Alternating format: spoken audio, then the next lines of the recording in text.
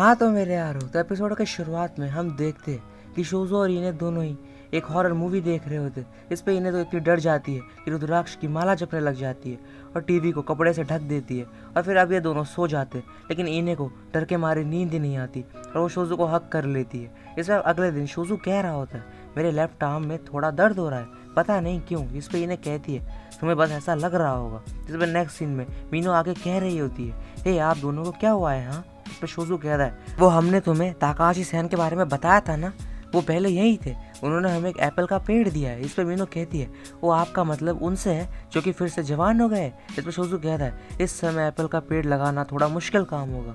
इस पे मीनू मन में सोचती है कि जो उसे सोटा ने कहा था कि क्या तुम्हारे कुछ सपने हैं जब तुम ग्रेजुएट हो जाओगी तब, और क्या तुम उन्हें पूरा करना चाहोगी? इस पे प्रेजेंट में मीनू कहती है, ये ग्रैंड माँ, क्या आप ये मुझे वो एप्पल का पेड़ देंगी? इस पे ये दोनों चौंक जाते और मीनू कहती है, हाँ, और अगले हफ्ते मेरा बर्थडे है तो मुझे इसे एज अ बर्थडे गिफ्ट दे दीजिए।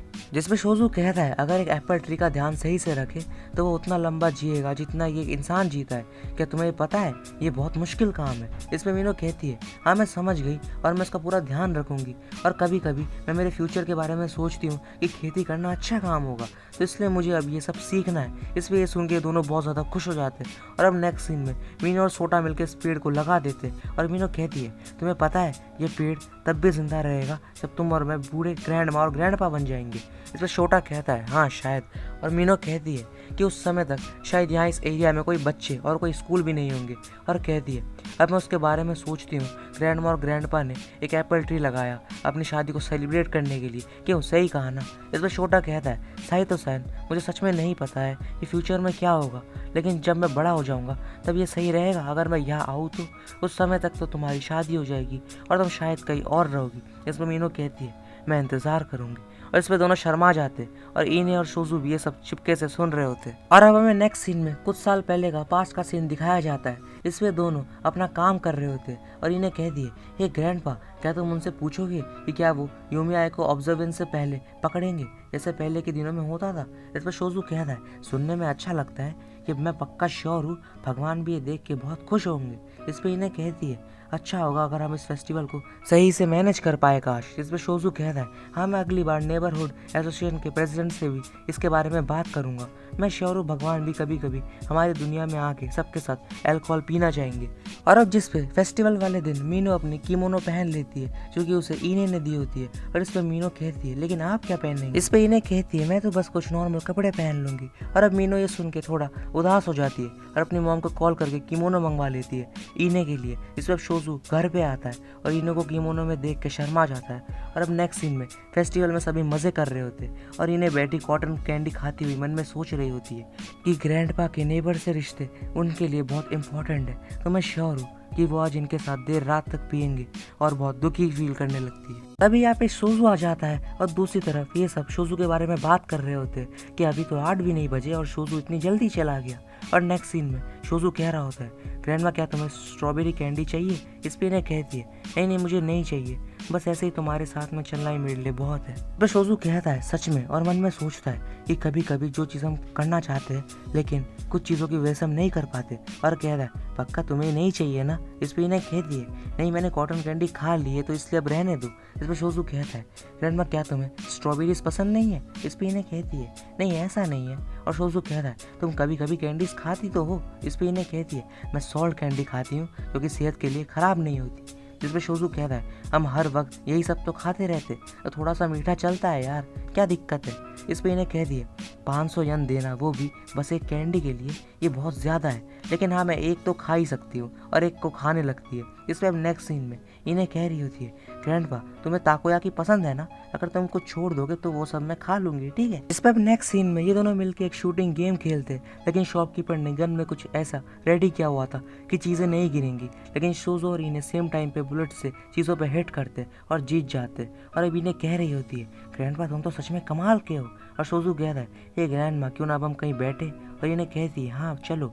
इस पे वहाँ के लोग इनके जीते हुए टेडी बियर को देख के कह रहे होते कि वो देखो, वो तो बिल्कुल एक छोटे बच्चे जैसा लगता है। तो फिर नेक्स्ट सीन में इन्हें कह रही होती है, जब दो लोग एक दूसरे से प्यार करते हैं, एक हमेशा पहले मरता है, एक हमेशा बाद में मरता है। जो बच जाता है वो बहुत अकेला महसूस करता है और अकेलापन उसे कुचलता जाता है। इसमें तभी हॉर ग्लास की तरफ से एक अनाउंसमेंट होती है कि आपके पास और बस इतने दिन बचे हैं। इस पर प्रेजेंट में शोजू कह रहा होता है, हे क्या तुम ठीक हो ना?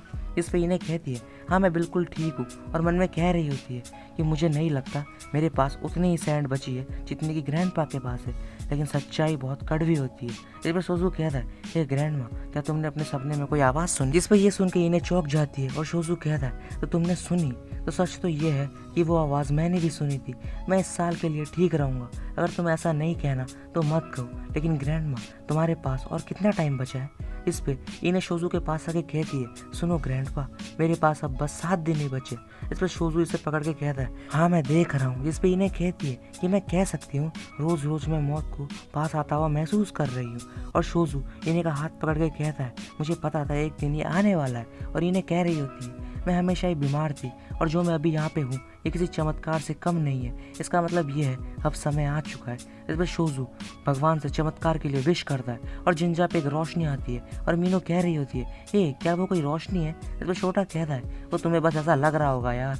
इस पर बीने और शोजू सपने में होते हैं और शोजू कह रहा होता है, क्या हम सपने में के अंदर है? नहीं, मैं अभी भी अपने जवान रूप में हूँ और ग्रैंड माँ भी यही है। इस पर तभी आवाज़ आती है हॉर ग्लास की तरफ से, मैं तोची कामी हूँ, इस जिंजो का लोकल गॉड, मैं तुम्हारी इच्छा को पूरा कर रहा हूँ। इस पर शोजू कहता है, तुम ऐसा कर सकते हो क्या? तुम ग्रैंडमा की लाइफ को एक्सटेंड कर सकते हो? इस पर तोचिगामी कहता है, हाँ तुमने इतनी बार जिंजा को साफ किया है और ये नामुमकिन नहीं है। और कहता है, लेकिन ऐसा तभी हो पाएगा जब किसी और का लाइफ स्पैन कम हो जाएगा। अगर तुम चाहो तो मैं ये कर सकता हूँ। और शोजू कहता है, हाँ बिल्कुल, और ये राज ही रहेगा। और कहता है, हाँ प्लीज़ उसे ट्रांसफ़र कर दो और मेरी आधी लाइफ स्पैन की मिट्टी को ग्रैंडमा को दे दो। इस पर प्रेजेंट में इन्हें जाग जाती है और कहती है कि ग्रैंडमा मैं सोई कब? हाँ। इस पर शोजू कहता है, वो बस अभी 15 मिनट ही तो हुए थे। इस पर इन्हें कहती है, मैंने अभी एक बहुत ही अजीब सा सपना देखा हॉर ग्लास के बारे में। पता नहीं कहाँ से दूसरी मिट्टी मेरे हॉर ग्लास में आने लगी है और कोई अनाउंसमेंट भी नहीं हुई। इस पर शोजू कहता है, इसका मतलब तुम्हें नहीं पता है कि तुम और अभी कितना जियोगी। और इन्हें कहती है, हाँ ये सही रहेगा, तो अच्छा यही होगा हम एक दूसरे को ना बताएं कि हमारे पास और कितना समय बचा है। और शोजू मन में कह रहा होता है, अगर ग्रैंडमा को पता लगा असलियत क्या है तो वो मुझे कभी माफ़ नहीं करेंगी। मैं तुम्हें चाहता हुआ नहीं देख सकता और अगर वो समय आता है तो मैं तुम्हारे साथ जाना चाहूँगा। और तब तक के लिए क्यों ना अभी हम बस इन नज़ारों का मजा लें। और नेक्स्ट सीन में अब हम श्योरिन और ताकाहाशी की तरफ देखते हैं। इस पर ताकाहाशी को एक गोल्डन एप्पल की स्टोरी बोलने लगता है और श्योरिन अब गुस्से में आ जाती है। और अब श्योरिन सोचती है कि ताकाहाशी ने उसे बुलाया था। उस पर श्योरिन मन में कह रही होती है, मैं यहाँ इसलिए आई क्योंकि इसने मुझे यहाँ बुलाया था, लेकिन ये तो अपनी बेफिजूल की हिस्ट्री के लेसन्स दे रहा है बस। और कहती है, मेरे साथ कुछ गड़बड़ है, मैं उनके जैसा बनना चाहती हूँ।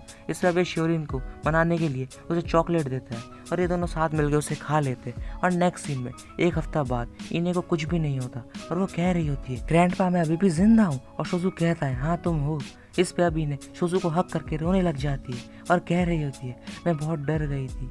मैंने मेरे मन में मौत को पहले ही एक्सेप्ट कर लिया था, लेकिन फिर मैंने तुम्हारे बारे में सोचा कि तुम अकेले रह जाओगे और मैं और ज़्यादा डर गई। और वो लाइफ स्पैन की अनाउंसमेंट किस बारे में थी? इस पर शोजू इन्हें के सर पर अपना हाथ रख के कहता है, वो बस एक बेकार सपना था और अगर हमारा आखिरी दिन कल भी होगा तो चलो आज को अच्छे से जिए। इस पे अभी एपिसोड भी यहीं पे एंड हो जाता है मेरे यारों। तो वो यार तुम्हें एपिसोड अच्छा लगा होगा, अगर अच्छा लगा हो तो लाइक एंड सब्सक्राइब कर देना। मिलते हैं इसके नेक्स्ट वाले एपिसोड के साथ, तब तक के लिए टेक केयर और बाय बाय।